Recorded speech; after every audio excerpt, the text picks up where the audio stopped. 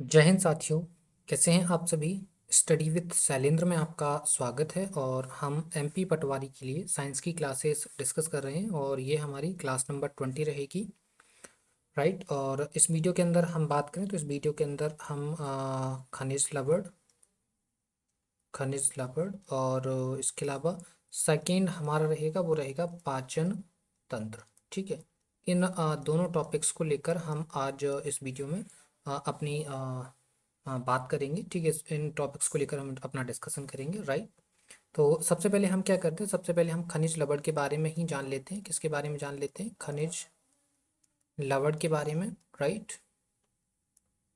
तो आप हेडिंग डाल सकते हैं खनिज लवण, और जिनको हम क्या बोलते हैं? Mineral. Right. Minerals, salt. Right. तो ये हमारा क्या हो जाएगा, आज का टॉपिक हो जाएगा। क्लियर। तो आप खनिज लवण जो है हेडिंग डाल लीजिए। ठीक है। देखिए साथियों, खनिज लवण जो है ना वो आपके धातु जो आपकी धातु होती है ना, धातु व अधातु एवं उनके खनिज लवण, क्या खनिज लवण जो है वो क्या कहलाते हैं? आपके खनिज लवण कहलाते हैं। ठीक है।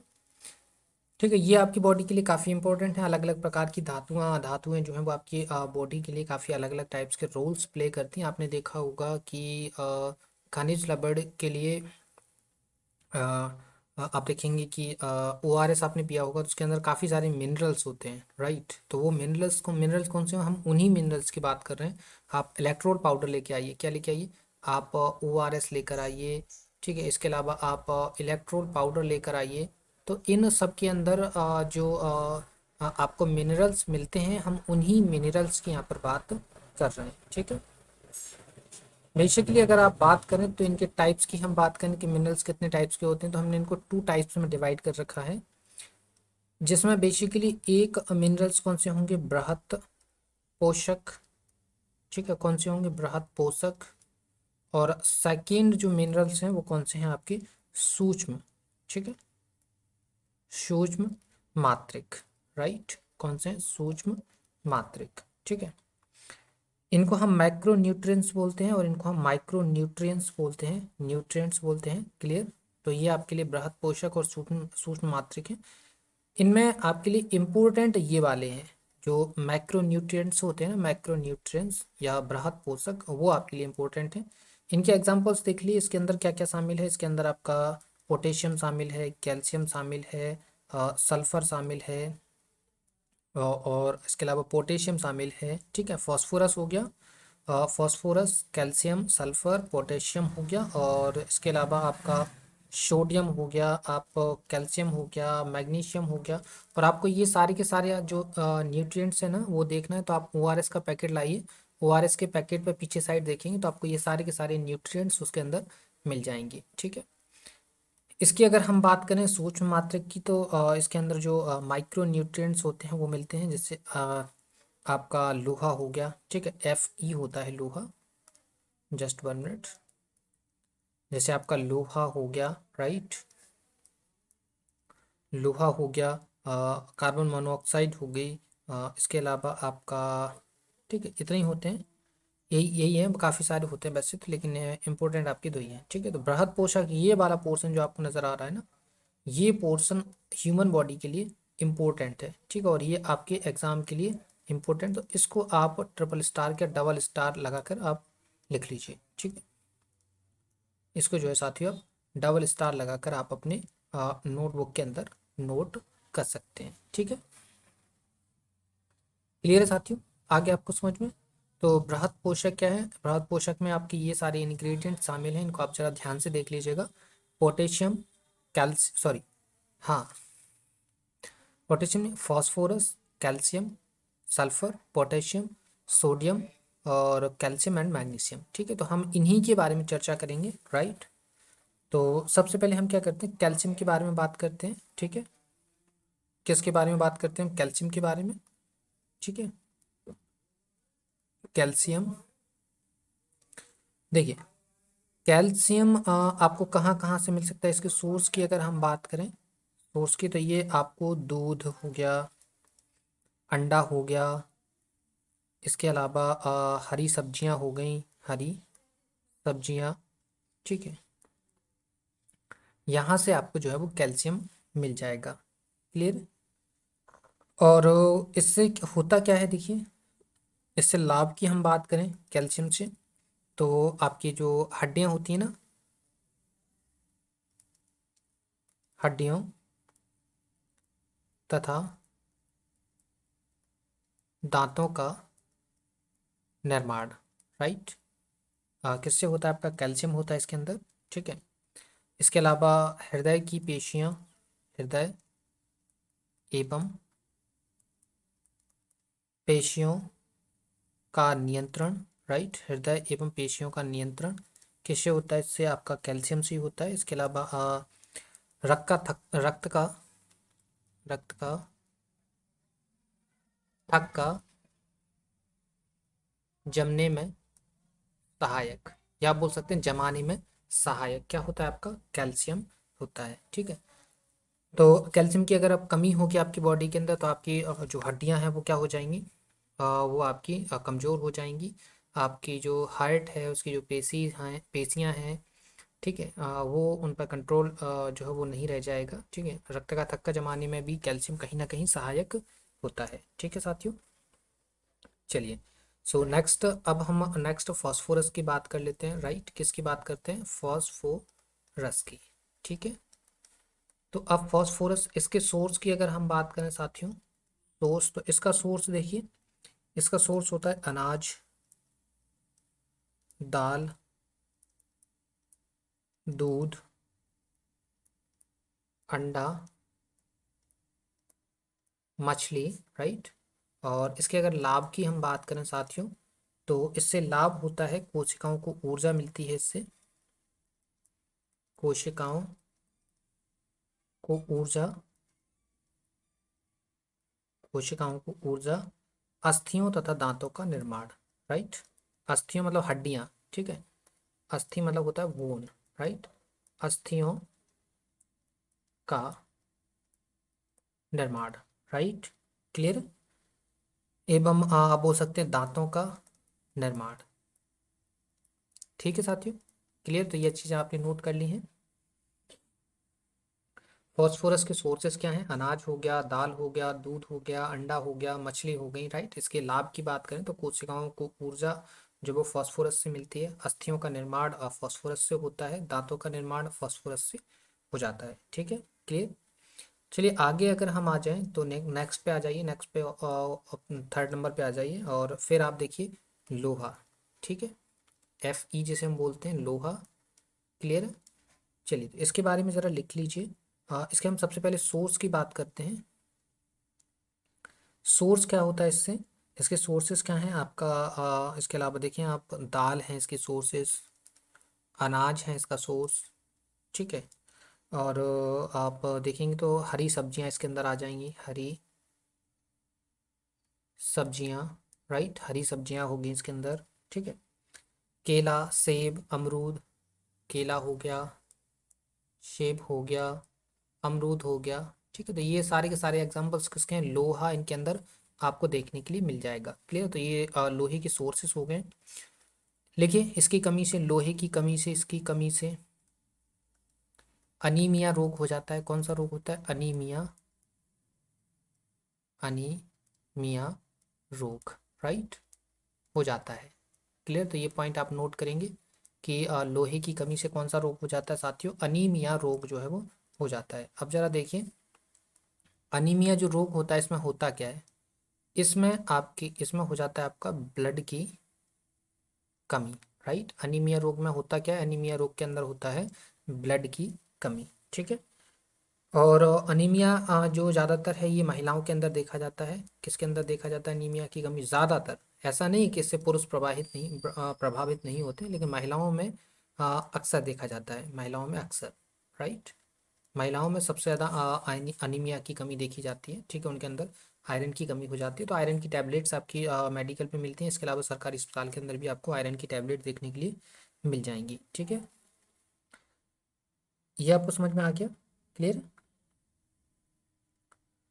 इसके अलावा इसमें आप देखेंगे तो इसकी कमी से आपको देखेंगे तो कमी से और क्या हो जाता है कि रक्त द्वारा, ठीक है, मतलब ब्लड द्वारा, रक्त द्वारा ऑक्सीजन को अवशोषित करने की, अवशोषित करने की क्षमता में कमी, राइट। ये भी आपको लोहे की कमी से, लोहे की अगर आपकी बॉडी के अंदर कमी आती है तो आपको जो है वो आपका जो ब्लड है वो O2 का परिवहन नहीं कर पाएगा, ज़्यादा परिवहन नहीं कर पाएगा, जिस कारण आप देखें अब थोड़ी सी ही अगर आप चलते हैं, थोड़ा सा भी आप मेहनत करते हो, आपके अंदर तुरंत थकावट महसूस होने लग जाती है। तो आप देखेंगे रक्त का अगर O2 अवशोषित नहीं होगी तो क्या होगा, थकान महसूस होगी, राइट। कब? जब आपकी बॉडी जो है वो O2 का सही तरीके से परिवहन नहीं करेगी, ठीक है। अगर लोहे की कमी आएगी तो एनीमिया रोग तो होगा, लेकिन इसके साथ ही आपकी जो ब्लड है, ब्लड का मेन काम क्या है? ब्लड का मेन काम होता है O2 का परिवहन करना, ठीक है। ब्लड का मेन काम क्या होता है? O2 का परिवहन करना। O2 का परिवहन कब करेगा? जब O2 को ऑब्जर्व करेगा। तो जब ब्लड की डिफिशियंसी हो जाएगी, ब्लड की क्या हो जाएगी, जब लोहे की डिफिशियंसी हो जाएगी तो फिर जो आपका ब्लड है बॉडी के अंदर वो O2 को ऑब्जर्व नहीं कर पाएगा, और O2 जब ऑब्जर्व नहीं होगी तो फिर बॉडी में क्या महसूस होगी, थकान महसूस होगी, और आप देखेंगे आपकी सांस उखड़ने लग जाएगी, सांस उखड़ने लग जाएगी, राइट। क्लियर है? ये चीज़ आपको समझ में आ गई है? तो इसकी कमी से हो गए तो जस्ट जाहिर सी बात है कि महिलाओं में अक्सर, और महिलाओं में भी आप अगर देखें तो एनीमिया जो है ना, महिलाओं में तो अक्सर मिलेगा, लेकिन आपको गर्भवती महिलाओं में ज़्यादा देखने के लिए मिलेगा। गर्भवती महिलाओं में, ज़्यादातर जो है वो किसकी कमी आती है? ज़्यादातर आयरन की कमी आ जाती है, ठीक है। क्लियर मेरे साथियों? इतना समझ में आ गया है आपको? ठीक है। तो लोहे के बारे में आपने क्या देखा कि लोहा, इसका जो सोर्स होता है ना वो दाल होते हैं, अनाज होते हैं, हरी सब्जियां होती हैं, केला होता है, सेब होता है, अमरूद होता है, ठीक है। इसकी कमी से एनीमिया रोग हो जाता है, इट मीन्स ब्लड की डिफिशियंसी आ जाती है बॉडी के अंदर, और ये जो है वो अक्सर महिलाओं के अंदर देखी जाती है। अक्सर, ऐसा नहीं है, पुरुष पुरुष इससे प्रभावित नहीं होते हैं, ठीक है। और महिलाओं में भी, गर्भवती जो महिलाएं होती हैं उनमें उनमें ज़्यादातर आयरन की डिफिशियंसी देखी जाती है, ठीक है। रक्त की कमी होगी तो आपका जो ब्लड है, ब्लड का मेन काम क्या होता है? O2 का ट्रांसपोर्टेशन करना, उस O2 का परिवहन करना, लेकिन जब ब्लड के अंदर आप देखेंगे आयरन की कमी आती है तो फिर वो O2 को ऑब्जर्व नहीं कर पाती, जिस कारण आपको थकान महसूस होगी, सांस उखड़ने लग जाएगी, ठीक है। तो आयरन आप लेते रहिए। क्लियर है? हाँ। यहाँ से एक और प्रश्न आपके एग्जाम के अंदर आता है, वो आता है आपका कि सर्वाधिक आयरन किस में होता है? तो सर्वाधिक आयरन आपका हरी सब्जियों के अंदर होता है, ठीक है। सर्वाधिक आयरन या लोहा, ठीक है। तो ये प्रश्न आप हमेशा याद रखेंगे, ठीक है। तो सर्वाधिक आयरन कहाँ मिलेगा आपको? सर्वाधिक आयरन आपका हरी सब्जियों के अंदर आपको देखने के लिए मिल जाएगा, ठीक है। क्लियर? तो ये पॉइंट आप यहाँ पे याद रखेंगे। ये पॉइंट भी आप डबल स्टार लगा कर लिखेंगे, ठीक है। डबल के 3 स्टार लगा लीजिए, 4 स्टार लगा लीजिए, कोई इशू नहीं है, लेकिन इंपॉर्टेंट है, ये आपको समझ के चलना है, ठीक है। यहाँ पर आपको कोई भी ऐसा अननेसरी डेटा वैसे ही प्रोवाइड नहीं करवाया जा रहा है, इसलिए सारी चीज़ें आपको याद कर लेना है। क्लियर है? लोहे के बाद अब हम मैग्नीशियम की बात कर लेते हैं, राइट। किसकी बात कर लेते हैं? मैग्नीशियम की, ठीक है। लिखिए ज़रा, मैग्नीशियम, राइट। क्या लिखेंगे आप? मैग्नीशियम। मैग्नीशियम में पहला पॉइंट लिखिए ज़रा, मैग्नीशियम का, पेशियों एवं तंत्रिकाओं पर, तंत्रिकाओं पर नियंत्रण, ठीक है। ये इसका मेन काम होता है मैग्नीशियम का। और नेक्स्ट पॉइंट लिखिए,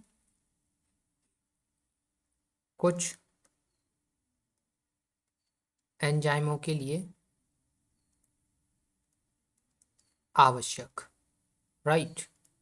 और इसके अगर हम सोर्स की बात करें तो देख लीजिए, सोर्स देख लीजिए इसके। मैग्नीशियम की सोर्स आपकी हरी सब्जियां हो जाएंगी। ठीक है, क्या हो जाएंगी? हरी सब्जियां हो जाएंगी। ठीक है, इसके अलावा अनाज हो जाएगा। क्लियर? तो ये क्या हो गया? मैग्नीशियम के सोर्सेस हो गए, राइट। मैग्नीशियम के बाद अब हम आ जाते हैं गंधक पे। ठीक है, तो नेक्स्ट लिखिए गंधक। गंधक को हम क्या बोलते हैं? सल्फर बोलते हैं। क्या बोलते हैं? सल्फर। ठीक है, इसके अगर हम साथियों सोर्स की बात करें, ठीक है, इसके सोर्स की अगर हम बात करें, इसके स्रोत की बात करें गंधक की, तो अनाज हो जाएगा, दाल हो जाएगी, मेथी हो जाएगी। इसके अलावा आपने देखा हो काला नमक। काला नमक ये किसके हैं? सल्फर के या गंधक के जो है वो सोर्सेस हैं। ठीक है, इसके नेक्स्ट पॉइंट लिखिए।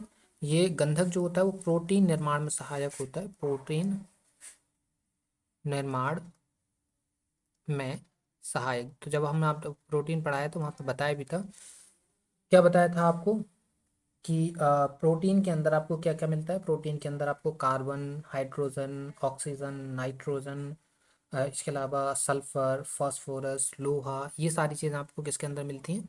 प्रोटीन के अंदर देखने के लिए मिल जाती हैं। ठीक है, तो हमने बताया था, यहाँ पे अगेन लिख देते हैं आपकी प्रोटीन के अंदर क्या क्या चीज़ें बताई थी आपको हमने। जरा देखिए, प्रोटीन के अंदर क्या है? कार्बन हो गया, हाइड्रोजन हो गया, ऑक्सीजन हो गया, नाइट्रोजन हो गया, सल्फर हो गया, फास्फोरस हो गया और लोहा हो गया। इतने सारे जो एलिमेंट्स हैं वो किसके अंदर देखने के लिए मिलते हैं आपको? प्रोटीन के अंदर देखने के लिए मिलते हैं। ठीक है, तो गंधक मेनली काम क्या करता है? गंधक का काम होता है प्रोटीन का निर्माण करना। ठीक है, क्लियर? इसकी डिफिशियंसी से क्या होगा? इसकी डिफिशियंसी से आपको भूख नहीं लगेगी। यहाँ पे लिखिए, नेक्स्ट पॉइंट लिखिए, कमी से, कमी से भूख ना लगना, भूख ना लगना, राइट। इसके अलावा आपको देखेंगे तो आपकी बॉडी ग्रोथ जो है ना, वृद्धि की कमी हो जाएगी। ठीक है, बॉडी ग्रोथ डिक्रीज हो जाएगी, राइट। बॉडी ग्रोथ डिक्रीज हो जाएगी किससे? सल्फर से। ठीक है, क्योंकि मेन ये प्रोटीन बनाएगा। जब प्रोटीन, प्रोटीन का मेन काम क्या होता है? सेल्स का निर्माण करना, आपकी जो बॉडी की कोशिकाएं हैं उनका निर्माण करना। ठीक है, जब उसकी ही कमी हो जाएगी तो फिर क्या? बॉडी ग्रोथ डिक्रीज होगी, राइट। गंधक हो गया। चलिए, तो अब हम किस पे आ जाते हैं? अब हम आ जाते हैं किस पर? आयोडीन पर। लिखिए ज़रा आयोडीन, राइट। अब हम आयोडीन के बारे में बात कर लेते हैं। लिखिए आयोडीन, राइट। आयोडीन अगर हम इसके सोर्स की बात करें, सोर्स की अगर हम बात करें तो इसका क्या होता है? सी सॉल्ट। इसका सोर्स होता है समुद्री नमक। ठीक है, समुद्री नमक इसका सोर्स होता है, राइट, आयोडीन का। ठीक है, इसके अलावा इसका समुद्री नमक के अंदर आपको पता है, आपको आयोडीन देखने के लिए मिल जाता है। सी सॉल्ट इसका मेन सोर्स हो जाएगा। ठीक है, वैसे इसका नमक, इसका मछली में भी आपको आयोडीन देखने के लिए मिलेगा, लेकिन मेन जो है वो यही है। ठीक है, मछली हो गया, इसके अलावा आपका आयोडाइज्ड नमक हो गया, तो ये सारी चीज़ें इसके सोर्स में आ जाएंगी। ठीक है, इसकी कमी से होने वाला रोग इम्पोर्टेंट है, वो आपके लिए इम्पोर्टेंट है, क्योंकि एग्जाम के अंदर बहुत ही ज़्यादा पूछा जाता है। कमी से होने वाला रोग है घेंगा रोग। क्या होता है? घेंगा रोग। क्लियर है? चलिए, तो ये चीज़ आपको समझ में आ गई है। नेक्स्ट हम बात कर लेते हैं किसकी? क्लोरीन की। ठीक है, क्लोरीन के बारे में लिख लीजिए। इसका पहले सोर्स लिखिए क्लोरीन का। ठीक है, क्लोरीन का जो सोर्स होता है साथियों वो नमक होता है। नमक से आपको क्लोरीन मिलता है, क्योंकि नमक में क्या होता है? NaCl। ठीक है, सोडियम और यहाँ क्लोराइड, तो क्लोराइड में क्लोरीन होता है। क्लियर है? तो आपको इसमें क्या मिल जाएगा? इसमें आपको नमक में आपको क्लोरीन देखने के लिए मिल जाएगा। इसके अलावा अनाज के अंदर क्लोरीन होता है, फल के अंदर क्लोरीन होता है, राइट। और क्लोरीन से आपको, इसकी कमी से, कमी से क्या होगा? कमी से बॉडी में जो है वो पानी स्टोर नहीं होगा। इट मीन्स आपको वाटर डिहाइड्रेशन होगा, मतलब निर्जलीकरण। क्या बोलते हैं इसको? वाटर डिहाइड्रेशन, ठीक है, वाटर डिहाइड्रेशन हो जाएगा आपको। क्लियर। और इसके अलावा आपको अत्यधिक कमजोरी का सामना भी आपको करना पड़ेगा क्लोरीन की कमी से, ठीक है, अत्यधिक कमजोरी। राइट। क्लियर। तो ये हमारे क्या हो गए हैं, ये हमारे कुछ हमने इम्पोर्टेंट खनिज लवण यानी कि मिनरल्स की बात करी है, ठीक है। होते और भी हैं लेकिन उनके बारे में हमें डिस्कशन करने की ज़रूरत नहीं है, मेन मेन हमने डिस्कस कर लिए हैं। और उनसे जो क्वेश्चंस पूछे जाते हैं मेनली हमने उनको फोकस किया हुआ है, ठीक है। लास्ट अब हम बात करते हैं किसकी, जल के बारे में, ठीक है। किसके बारे में बात करते हैं, जल के बारे में बात करते हैं, इट मीन्स वाटर के बारे में बात करते हैं। क्योंकि आपको पता है आपकी बॉडी का लगभग 70 से 80% हिस्सा किसका बना होता है, हाँ, वाटर का बना होता है, ठीक है। लिख सकते हैं 70 से 80% भाग, भाग किसका, शरीर का, है ना। तो यहाँ लिख देते हैं ना, कुछ बच्चे पता नहीं क्या समझ जाएंगे, शरीर का 70 से 80% भाग जल का बना होता है, किसका बना होता है, जल का बना होता है, ठीक है साथियों। क्लियर। इसका काम लिखिए जरा, लिखिए ये है पसीने व बाष्पन द्वारा, व बाष्पन द्वारा शरीर का तापमान, तापमान नियंत्रित करता है। राइट, नियंत्रित करता है। क्लियर साथियों। इसके अलावा नेक्स्ट पॉइंट लिखिए, जल पाचन, पाचन व पाचन, इसके अलावा उत्सर्जन, जस्ट मिनट, उत्सर्जन नहीं लिखो अभी, है ना। देखो पाचन, इसके अलावा परिवहन व उत्सर्जन में सहायक। क्लियर है। तो ये हमारे कुछ जल के बारे में पॉइंट्स थे, तो आपको समझ में आ गए होंगे। जल क्या हो, तो जल से आपका बॉडी, आपकी जो बॉडी पार्ट्स है उसका लगभग 70 से 80% भाग जो है वो जल ही बनाता है। और बॉडी से पसीना बाष्पन द्वारा ये बॉडी को टेम्परेचर्स का कंट्रोल रखता है। जल आपके पाचन में भी सहायक होता है, बॉडी में जितने भी आपके ट्रांसपोर्टेशन होता है उन कहीं ना कहीं उसमें जल का हिस्सा होता है, 70 से 80% जो है वो जल ही है, ठीक है। इसके अलावा उत्सर्जन में भी सहायक होता है, ठीक है साथियों। क्लियर है। चलिए तो आगे अब हम बात करते हैं किसके बारे में, पाचन तंत्र के बारे में। किसके बारे में बात करते हैं, अब हम बात करते हैं पाचन तंत्र के बारे में, ठीक है। क्लियर। देखिए डायग्राम तो हम खैर नहीं बनाएंगे क्योंकि इतनी अच्छी ड्राइंग तो हमारी है नहीं, और हमने यहाँ पर जो है वो ड्यू टू कॉपीराइट इशू आपके लिए फ़ोटो लगाई नहीं है, तो आप उसको समझने की कोशिश करिए। थोड़ा सा गूगल पे सर्च कर लीजिएगा, आपको डायग्राम दिख जाएगा, ठीक है। थोड़ा सा कॉपरेट करेंगे तो आपको सारी चीज़ें समझ में आ जाएंगी। क्लियर है साथियों। देखिए पाचन तंत्र की बात करें तो पाचन तंत्र के अंदर क्या क्या चीज़ें शामिल होती हैं, सबसे पहले हम उनको देख लेते हैं। शामिल अंग, राइट। क्योंकि पाचन तंत्र तो आप जानते हैं इसकी डेफिनेशन की हमें कोई ज़रूरत है नहीं, ठीक है। क्लियर है। पाचन तंत्र का मेन काम क्या होता है, देखते हैं। देखो इसको, काम क्या होता है, भोजन का, पाचन तंत्र का काम क्या है, भोजन का पाचन करना, ठीक है। इसके अलावा अवशोषण करना, जो भी अच्छी अच्छी चीज़ें उसका अवशोषण करना, और क्या करना, उत्सर्जन करना। ये सब काम किसके अंदर होते हैं, वो सारे सारे काम जो है वो आपके डाइजेस्ट सिस्टम के अंदर शामिल हो जाते हैं, ठीक है। क्लियर है। किसके अंदर शामिल हो जाते हैं, डाइजेस्टिव सिस्टम के अंदर शामिल हो जाते हैं, ठीक है।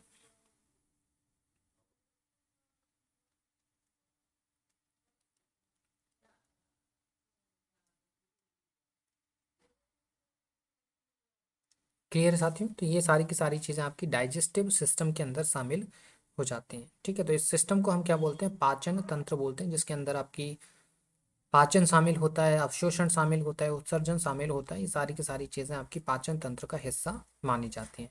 क्लियर है। तो अब सबसे पहले हम क्या करते हैं, जो पाचन तंत्र के हिस्सा जो अंग है ना, उन अंगों की बात कर लेते हैं। ठीक है, अंगों की बात करते हैं, राइट। तो सबसे पहले आपका आ जाता है मुख। ठीक है, आपका पाचन तो मुख से ही स्टार्ट होता है। सेकेंड नंबर पे आपकी ग्रास नली, जैसे हम ईसोफेगस बोलते हैं, क्या बोलते हैं? ठीक है, ईसोफेगस, राइट, इसको बोलते हैं। सेकेंड हो गया ईसोफेगस। थर्ड पे आ जाइए, तो फिर आपको यकृत आ जाता है, जिसे हम लीवर बोलते हैं, क्या बोलते हैं? Liver, right. फिर आ जाता है आपका आमाशय, इसको हम क्या बोलते हैं? स्टमक, राइट, क्या बोलते हैं? स्टमक। ठीक है, क्लियर है? चलिए नेक्स्ट, अगर हम बात करें पाचन तंत्र के अंदर शामिल अंगों में, तो आमाशय हो गया, लीवर हो गया आपका, ग्रासनली इसोफेगस हो गया, मुख यानी माउथ हो गया। इसके बाद आ जाता है आपका पित्ताशय। क्या आ जाता है? पित्ताशय। ठीक है, फिर पित्ताशय के बाद आप बात करें तो आ जाती है छोटी आंत, स्मॉल इंटेस्टाइन, छोटी आंत्र। और फिर आ जाती है आपकी बड़ी आंत्र, बड़ी आंत्र। और बड़ी आंत के बाद आपका आ जाता है गुदाद्वार। ठीक है, तो बड़ी आंत में ही क्या होता है साथियों? बड़ी आंत के अंदर ही आपका गुदाद्वार जुड़ा होता है। ठीक है, क्लियर है साथियों? आगे आपको समझ में? चलिए, तो फिर हम इन सब के बारे में बारी बारी से जानना स्टार्ट करते हैं, राइट। सबसे पहले हम मुख के बारे में जानते हैं, तो लिखिए मुख, इट मीन्स माउथ।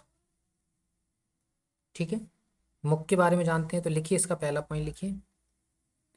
हाँ, इसमें आपका क्या शामिल हो जाएगा? इसमें आपका मुख में लिखिए, मुख में, मुख में जीभ, इसके बाद दांत, और इसके अलावा लार ग्रंथियां, लार ग्रंथियां पाई जाती हैं, लार ग्रंथियां पाई जाती हैं, राइट। सेकेंड पॉइंट लिखिए मुख गुहा। ठीक है, मुख गुहा मतलब मुंह आपका मुंह, जिसमें आपका जीभ, दांत, लार सब कुछ शामिल होता है। मुख गुहा में भोजन दांतों द्वारा, दांतों द्वारा चबाया जाता है। ठीक है, थर्ड पॉइंट लिखेंगे यहीं से पाचन प्रक्रिया की शुरुआत हो जाती है, राइट। यहाँ से क्या हो जाता है? पाचन प्रक्रिया की शुरुआत हो जाती है। ठीक है, नेक्स्ट और फोर्थ पॉइंट आप लिखेंगे, लिखिए लार में उपस्थित एंजाइम। ठीक है, तो जब आप दांतों से उसको चबा रहे होते हैं, भोजन को चबा रहे होते हैं, तो उसमें भोजन में जो लार होती है वो मिलती जाती है, और आपकी जो खाना को जो पचने का प्रोसेस है वहीं से स्टार्ट हो जाता है। ठीक है, तो उपस्थित एंजाइम, इसका नाम क्या है? जिसका नाम है टाइलिन। ठीक है, टाइलिन, टाइलिन एंजाइम, सॉरी, उपस्थित एंजाइम जिसका नाम टाइलिन है, भोजन की, भोजन की स्टार्च को, भोजन की स्टार्च को शर्करा में बदलता है। ठीक है, किस में बदलता है? भोजन को, स्टार्च को किस में? शर्करा में बदलता है। क्लियर है? आगे आपको समझ में? ये मुख के बारे में 4 पॉइंट्स आपको लिखना है। इसके अलावा यहाँ पर 2 पॉइंट, एक पॉइंट और आप लिखेंगे। क्या लिखेंगे? आपने लार देखा, लार में आपको क्या मिला? एंजाइम। एक एंजाइम तो आपने लिख लिया, दूसरा एंजाइम देखिए, दो लार के अंदर 2 एंजाइम्स अवेलेबल होते हैं। एक एंजाइम का नाम है टाइलिन। ठीक है, एक एंजाइम का नाम है टाइलिन, और एक का नाम है एमाइलेज, राइट। क्या नाम है? एमाइलेज। ठीक है, टाइलिन और एमाइलेज दो आपके जो है वो क्या पाए जाते हैं, दो आपके एंजाइम्स किसके अंदर होते हैं, लार के अंदर उपस्थित होते हैं। ठीक है, क्लियर साथियों। चलिए, तो मुख हो गया है। मुख के बारे में आपने सारे पॉइंट्स आपने नोट कर लिए उम्मीद है। ठीक है, मुख के बाद अब हम ग्रास नली पे बात करते हैं, ईसोफेगस पे बात करते हैं। ग्रास नली, जिसको हम क्या बोलते हैं, ईसोफेगस। ठीक है, ईशो, जस्ट 1 मिनट।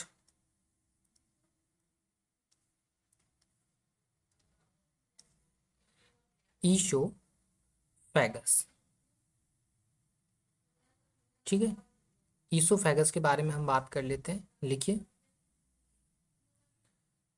इसका पहला पॉइंट लिखिए, यह संवहन का कार्य करती है। ठीक है, आपने जब मुख में आपका पाचन स्टार्ट हुआ तो मुख से लेकर, मुख से जब वो पेट की तरफ जाएगा, स्टमक की तरफ आपका जब भोजन जाएगा, तो वो किसके थ्रू जाएगा, ग्रास नली के थ्रू जाएगा। ठीक है, ये आपका मान लीजिए ये मुख है। ठीक है, ध्यान से देखिएगा। देखिए, ड्राइंग उतनी अच्छी नहीं बनती है, लेकिन फिर भी आपके लिए ट्राई करते हैं समझाने की।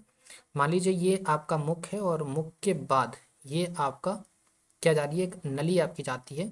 ठीक है, यहाँ साइड में आपको लीवर नज़र आएगा। ठीक है, ये आपका लीवर नज़र आता है आपको। ठीक है, तो ये जो नली है ना, ये आपकी क्या कहलाती है, ईसोफेगस कहलाती है। ठीक है, ये नली क्या कहलाती है आपकी, ईसोफेगस कहलाती है। क्लियर है साथियों। ठीक है, संवहन का कार्य करती है, जो जो मुख गुहा से भोजन को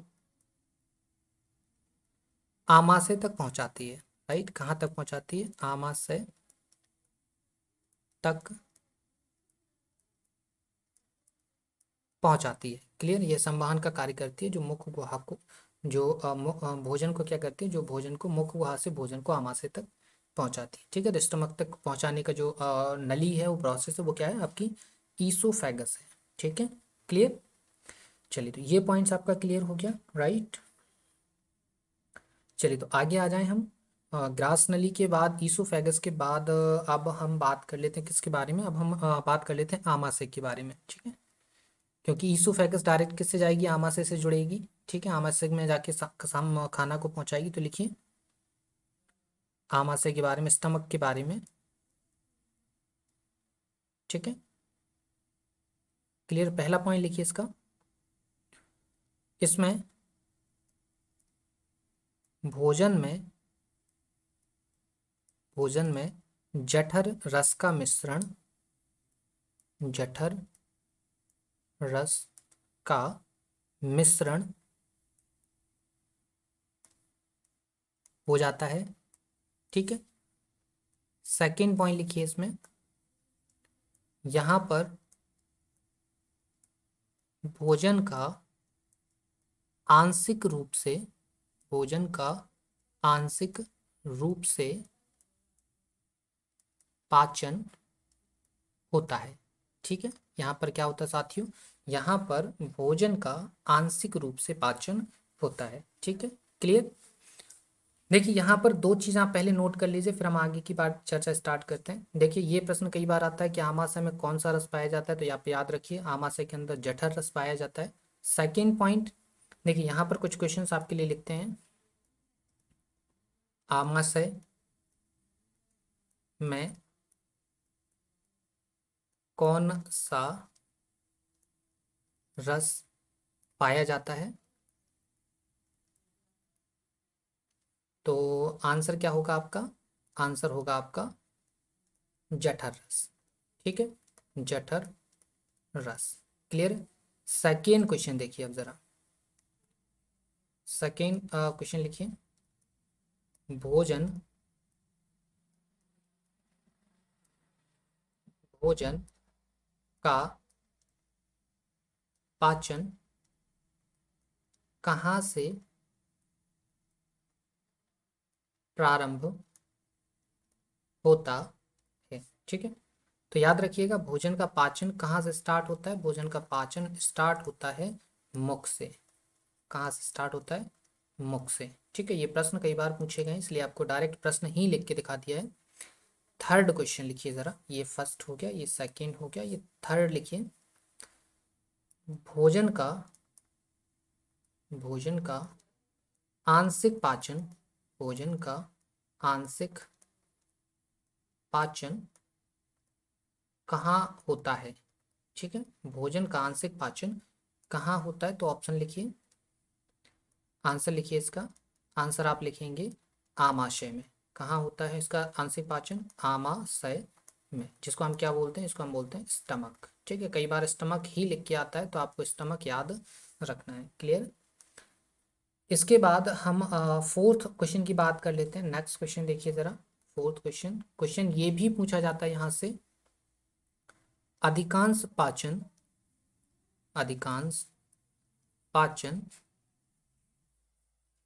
शरीर के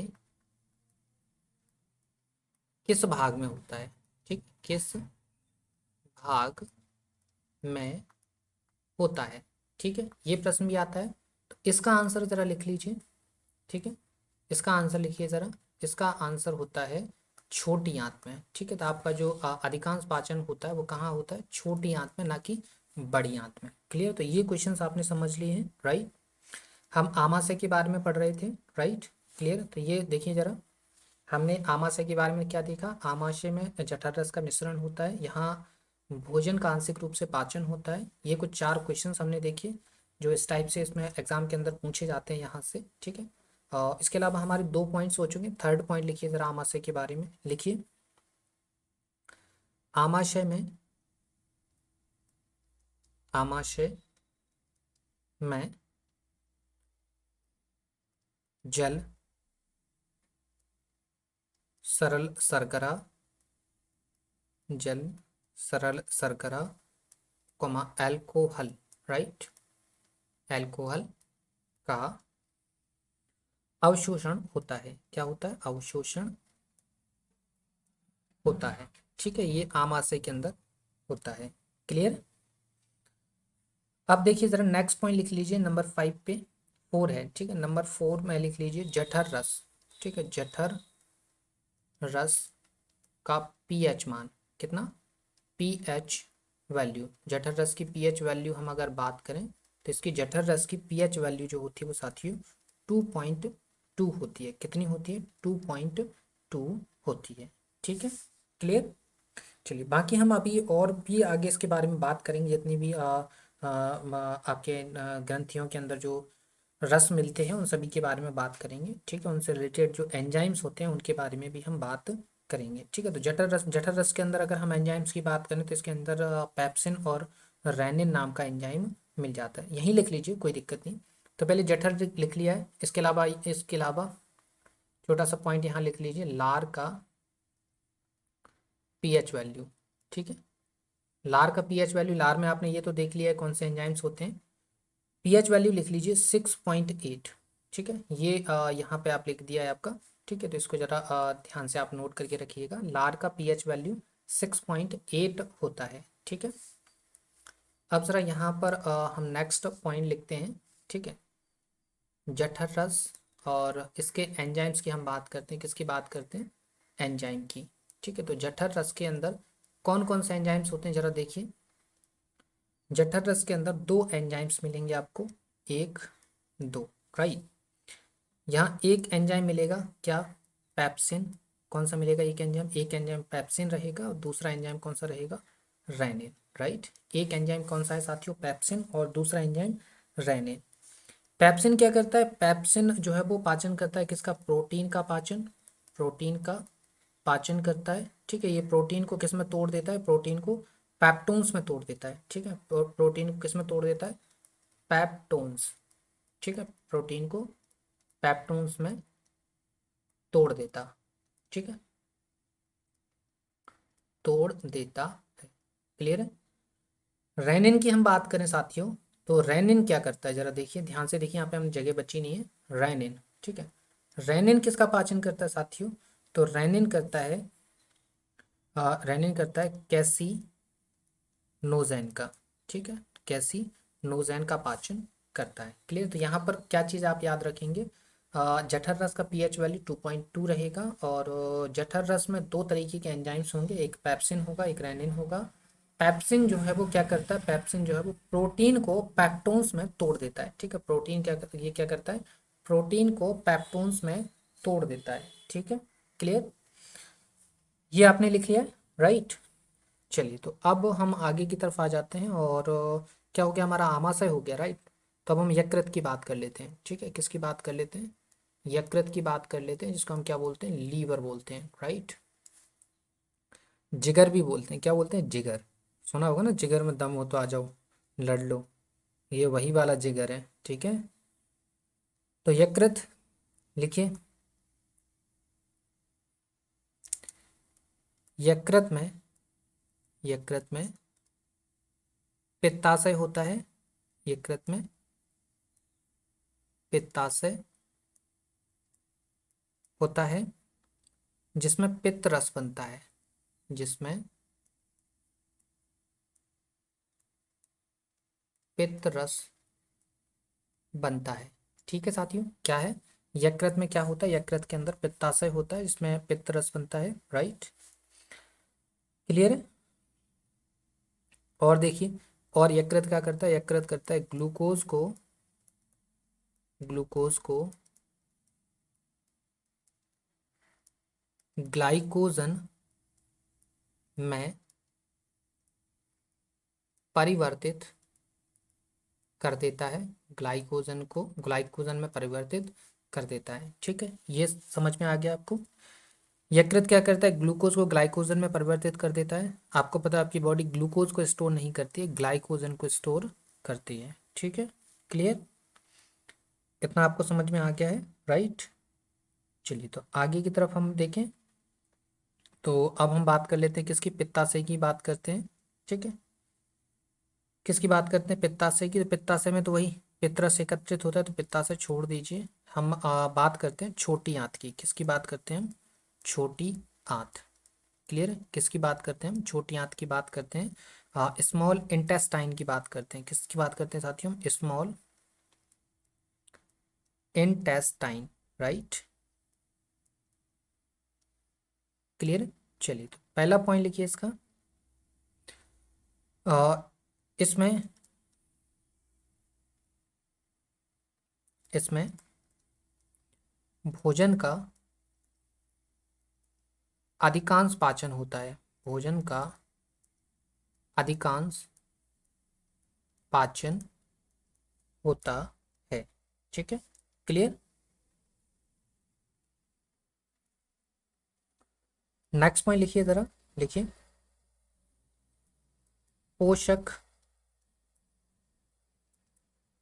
तत्वों के अवशोषण का का प्रमुख अंग, राइट। ठीक है, क्लियर है। इसके अलावा यहाँ पे लिख सकते हैं, अधिकांश पाचन होता है, मतलब पाचन की पूरी प्रोसेस खत्म होती है। इसके अलावा यहाँ पर लिख सकते हैं अवशोषण। अवशोषण किस चीज का होता है यहाँ पर, देखिए यहाँ पर अवशोषण होता है ग्लूकोज का। ठीक है, ग्लूकोज का अवशोषण होता है, यहाँ फ्रैक्टोज का अवशोषण होता है, राइट। किसका अवशोषण होता है, फ्रैक्टोज का। इसके अलावा यहाँ बसीय अम्लों का बसीय, राइट, यहाँ पर बसीय अम्लों का भी पाचन अवशोषण होता है, राइट। किसका, बसीय अम्लों का क्या होता है, अवशोषण होता है। ठीक है, क्लियर। इसके अलावा ग्लिसरोल हो गया, ग्लिसरोल। और आपके अमीनो एसिड्स हो गए, क्या हो गए, अमीनो एसिड्स हो गए, अमीनो अम्ल। ठीक है, अमीनो अमीनो अम्ल का भी पाचन यहाँ पर होता है। क्लियर है, तो ये हो गई आपकी। और लास्ट में हम क्या बात करते हैं, लास्ट में ये हमारा क्या हो गया, छोटी आंत होगी। छोटी आंत में होगी, छोटी आंत की हम अब क्या बात कर लेते हैं, छोटी आंत में आपका जो, छोटी आंत का अगर पीएच वैल्यू की बात करें तो उसकी भी देख लेते हैं। क्लियर, तो ये आपको समझ में आ गया कि छोटी आंत के अंदर भोजन का अधिकांश पाचन होता है, पोषक तत्वों के अवशोषक का प्रमुख अंग है। अवशोषण किस किस का होता है? ग्लूकोज का होता है, फैक्टोज का होता है, बशीय अम्लों का होता है, ग्लिसरॉल का होता है, अमीनो अम्लों का इसके अंदर पाचन होता है। ठीक है, क्लियर साथियों? चलिए अब हम क्या करते हैं, नेक्स्ट पॉइंट पे आ जाते हैं और बात करते हैं छोटी आंत का पीएच मान। छोटी आंत का पीएच मान। तो छोटी आंत का पीएच मान क्या होता है? 7.7 होता है। ठीक है, इसमें जरा एंजाइम्स की बात कर लेते हैं, कौन कौन से एंजाइम्स इसके अंदर पाए जाते हैं। ठीक है, यहाँ पर आपके लिए एक क्वेश्चन आपके लिए भी रहेगा, वो क्वेश्चन आपको ढूंढ के बताना है। एंजाइम में आपका इरेप्सिन होता है।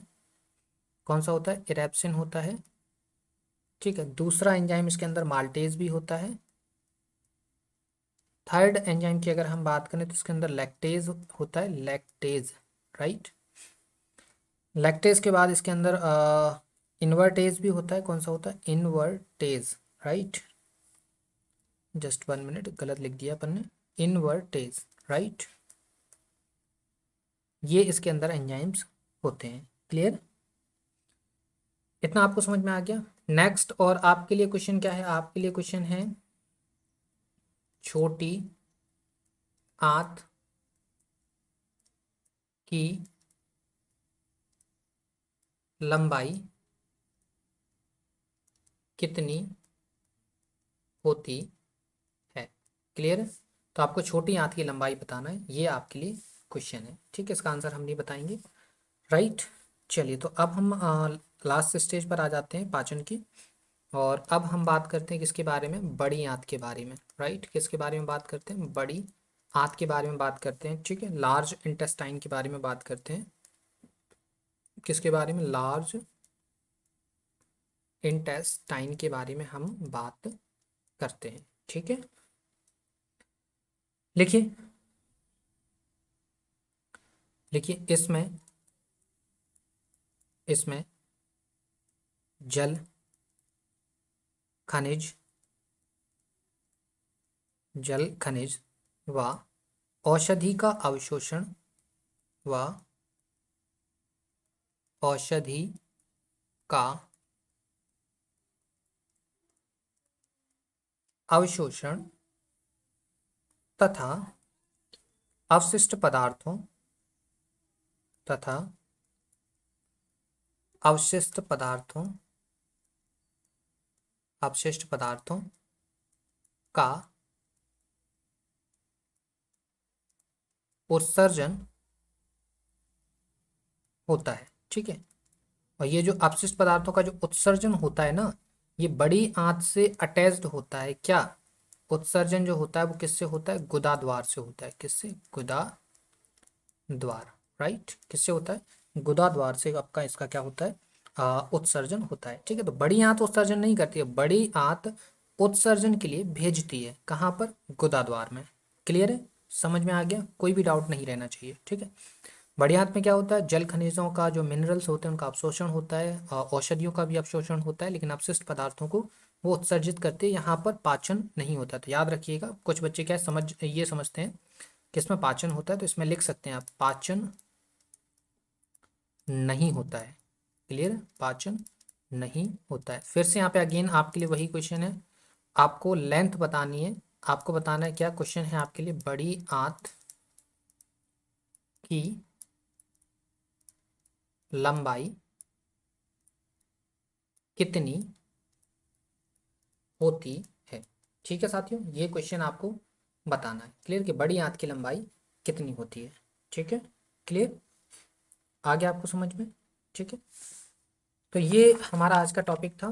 क्लियर है? कल हम बात करेंगे किसके बारे में? ब्लड सर्कुलेटरी सिस्टम के बारे में बात करेंगे। ठीक है, तो ये हमारा टॉपिक था। उम्मीद है आपको समझ में आ गया होगा और आपने अच्छी तरीके से उसके अपने नोट्स बना रहे होंगे। हम फिर से अगेन कहेंगे, देखिए हम मजाक मस्ती नहीं करते हैं, कॉमेडी नहीं सुनाते, स्टोरी कुछ नहीं है अपने पास सिर्फ डेटा है, वही आपको डिलीवर कर रहे हैं।